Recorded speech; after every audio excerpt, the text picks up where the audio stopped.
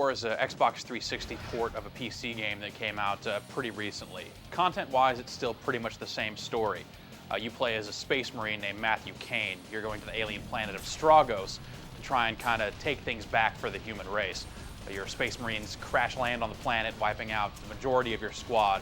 You're left for dead in the muck, but you've got to pick yourself up out of that and get about the task at hand. Over the course of the game, you go about doing a few different military operations as you attempt to take out the Strog's various networks and try and cripple their military capabilities. On the PC, Quake 4 was a really amazing looking game. It uses the Doom 3 engine, and that was a terrific graphics engine when it came out with Doom 3.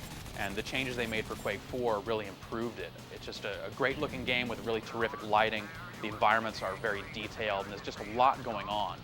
Quake 4 on the 360 tries to pack all of this stuff into a console game, but the port quality just isn't up to the quality of the PC version.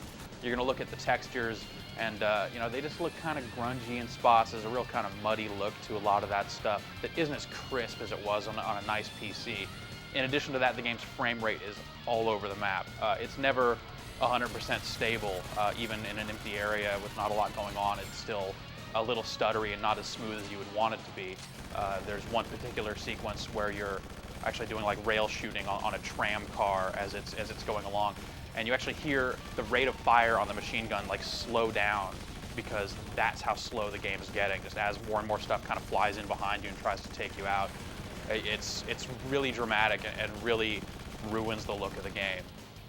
In addition to the lengthy single-player campaign, there's also multiplayer for up to 8 players, and it's a pretty fast-moving mode. Pretty standard modes in there, deathmatch, team deathmatch, that sort of stuff. It's actually patterned after Quake 3, so you hear a lot of the same sound effects, and the announcer sounds almost identical to the Quake 3 announcer. You probably won't even notice the difference. And there are also some maps from previous Quake games in there as well. So if you want to get online, there's fun to be had there, but not to harp on it, but the graphics, frame rate's pretty bad, multiplayer as well.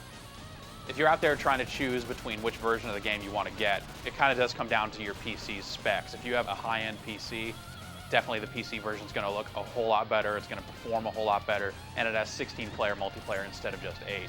But if your PC is not up to snuff, the Xbox 360 version is probably going to run a little bit better. But if your PC can't run it and you're left kind of choosing between the two, you're probably just better off maybe upgrading the PC because it has the potential to look a lot better than the Xbox 360 version does. There are already some fantastic first-person shooters available for the Xbox 360 launch. You've got Call of Duty 2 and, of course, Perfect Dark Zero. Quake 4 has its strengths, but ultimately it comes in at the bottom of the heap when compared to these other two games. There's some fun to be had here, and it's probably worth a rental. Maybe check it out. But compared to those other two games, yeah, probably not worth too much of your time.